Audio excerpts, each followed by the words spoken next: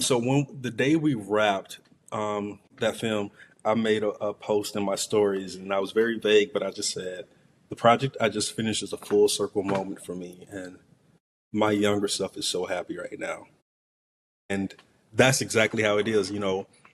I remember when Logo first launched. In what 2004, 2005, the Logo Network. I would sneak and like sit up late at night and see what was coming on there because I was, couldn't deal with the parents at the time with the whole thing. I was like 15 at the time, 14, 15.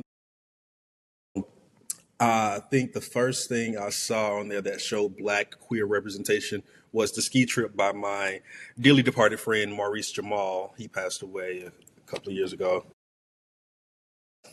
Then Noah's Ark came, and I would sneak and watch it late at night with the volume all the way down low while my parents were asleep. I was like, okay, this solidified it. I'm moving to LA. I'm gonna like have Mhm. these amazing friends. I'm gonna like be in the entertainment industry. I'm gonna be something like Noah, writer, director, something. Yeah.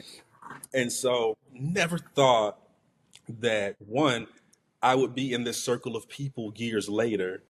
And then even further down the road, so this was 2005, 10 years later, I'm well acquainted with Patrick Ian Polk at this time. I know Daryl Stevens at this time. I think I've met him and maybe a couple of other people. And then a few years later after that, here I am on the set of this movie. Never thought. So it was just wow. First of all, this Noah's Ark was a cult classic, right? Who would have thought that it would still be churning out content 20 years later? Not Mhm. consistently, but still. And there's enough of demand for it. There's enough interest that the studios see, hey, we should green like this. Yeah. So it Yeah. was an amazing, amazing experience. And I really can't put into words what it did for me on a spiritual level. Mhm. Because the freedom that I wanted at that age that I saw these characters having on the screen, I now have. And I get to contribute to bringing their stories to life once again. Mhm. Like, who does that? Like, how many of us think our childhood favorite shows, we're going to be a part of 20 years later? Like, Exactly. that's a very, Exactly. very rare gift. And so Exactly. that's another Exactly. thing I honor. It was amazing to work with Mhm. these people who I admired and I looked up to. Again, I've known Patrick and Polk for probably 15 years at this point, like on a Wow. personal level. Mhm.